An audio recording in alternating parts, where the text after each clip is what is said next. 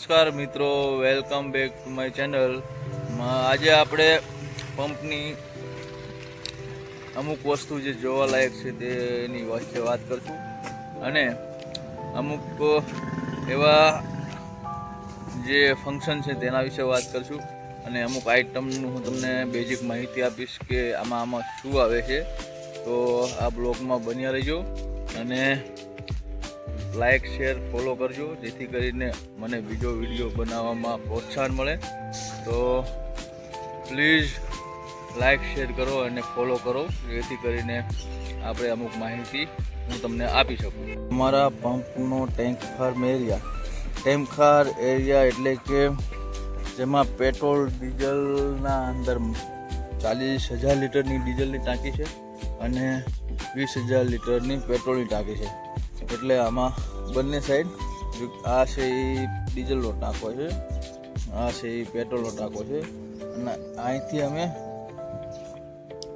Product discharge એટલે product જ્યારે આવે કોઈ પણ ગાડી એ ખાલી કરીએ છીએ.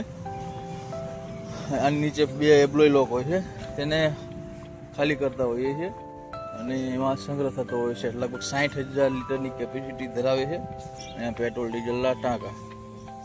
ત્યારબાદ આપણે મળી આ છે અમારે પંપ ટેસ્ટ ડેલી જે ચેકિંગ માટે નોઝલ વાઇઝ અમારે 6 નોઝલ છે. 6 નોઝલમાંથી પંપ ટેસ્ટ કરીએ છીએ, ચેકિંગ કરતા હોઈએ છીએ. આ બેરલમાં ખાલી કરી અને પાછું ટેન્કમાં રિટર્ન કરવાનું હોય છે.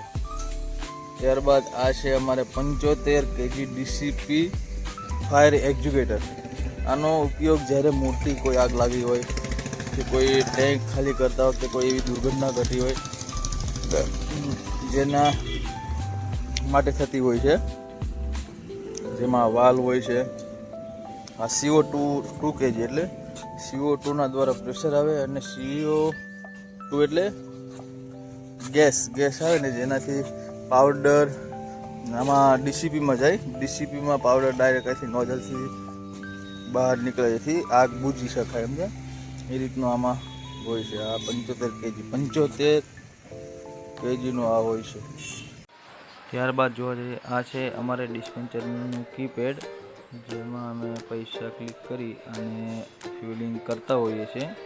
અને આ રીતનું અમારે કોઈ પણ ટેન્કમાં ડીઝલ અથવા પેટ્રોલ નાખવાનું હોય છે, જેમાં ફિગર છે ને સામેની સાઈડ જો અહીંયા આ સાઈડ ફિગર આગળ વધતા હોય છે અને કસ્ટમરને આ રીતનું અમે દેખાડી શકીએ છીએ કે ડીઝલ પેટ્રોલ આટલાનું આવે, નીચે લીટર દેખાડે છે.